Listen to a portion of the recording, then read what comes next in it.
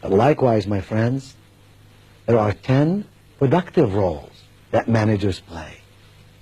And you may spot some of these roles in your own life, and I'd like to share them with you.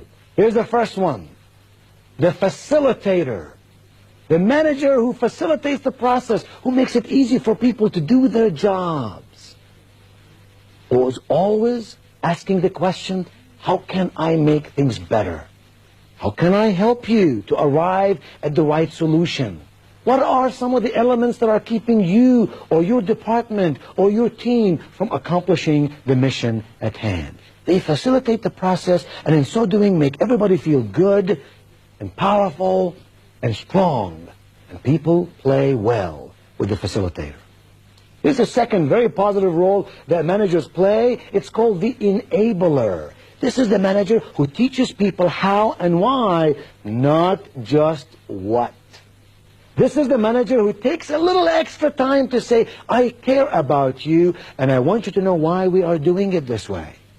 And so next time when you cross this bridge, you will know for yourself some of the ideas that went into the making of this decision. This is the manager that grows people instead of simply uses people. The third productive role that managers play is called the empowerer. This is the manager that generates enthusiasm, helps people discover better ways to do their tasks and their responsibilities. Empowers them, gives them the authority, and when they make a mistake, does not clobber them, but says, it's okay, we all have to learn somehow. This is the manager who says, if you take risk out of life, you take opportunity out of life. As long as it's calculated risk, as long as you think through it carefully before you do it, go for it and make it happen. That brings us to the fourth role that managers play productively, and that's called the guide.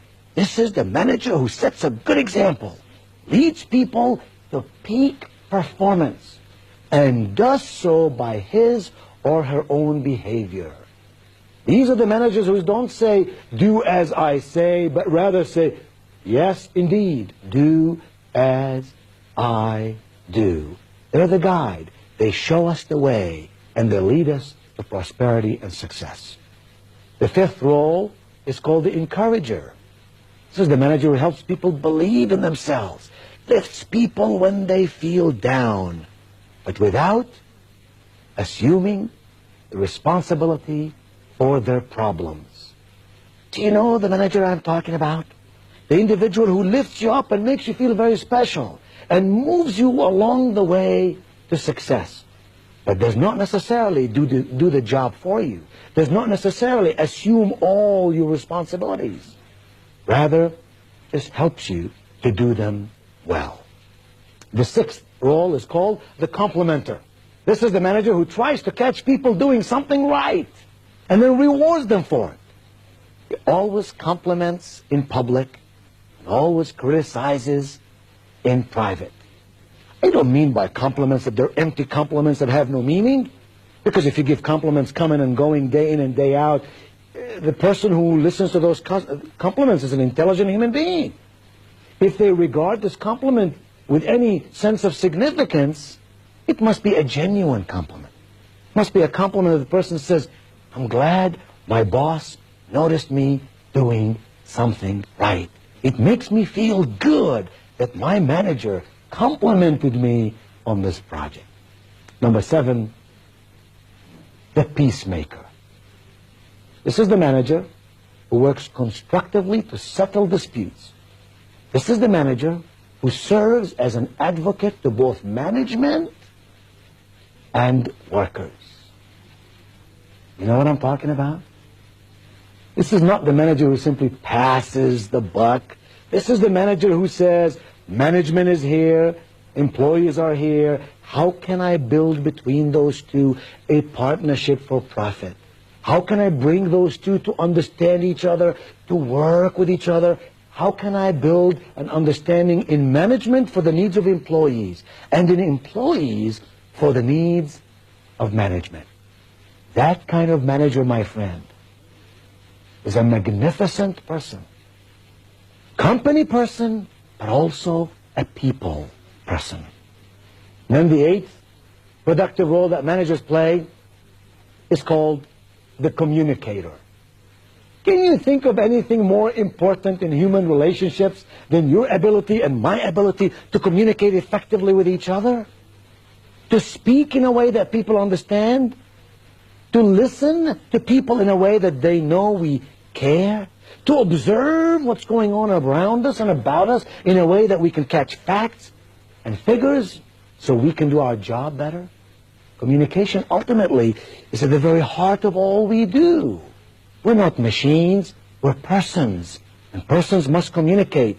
The manager who knows how to explain to his or her people what to do and how to do it and why it's important that they do it is a communicator, and we need more and more of those managers. Number 9 is the challenger. This is the manager who shows people their potential without highlighting their failures. This is the manager who rewards people for their progress. Fair, yes. Accurate, yes. Does not give away anything that doesn't need to be given away, but is always tuned in to what's going with the people and how they can go to higher degrees of peak performance. And finally, the 10th productive role that managers play is called the evaluator. This is the manager who makes it clear what is expected. This is the manager who inspects the results and lets people know exactly where they stand. Don't you love the person who evaluates the process and shares with you in a loving way the results? You know at all times where you stand with them. There are no hidden agendas. You're not afraid of the unknown. You know where you are. And when you do something well, they reward you. And when you don't do something well, they tell you how you can do it better the next time.